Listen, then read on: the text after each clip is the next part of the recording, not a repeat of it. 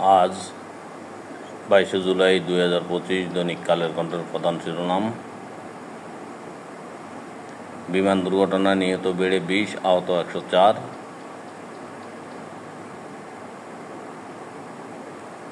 জাতিসংঘ ও বিভিন্ন দেশের শোক, উত্তরায় বিমান বিধ্বস্ত।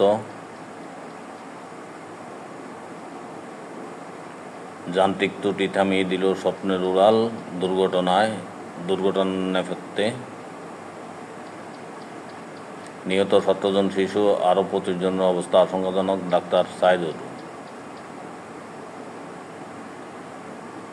আমার একটা বেস্ট ফ্রেন্ড চোখের সামনেই মারা গেছে।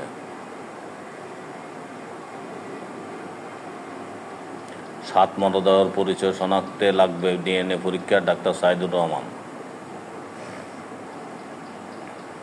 মর্মান্তিক বিভীষিকার শোকার্ত দেশ।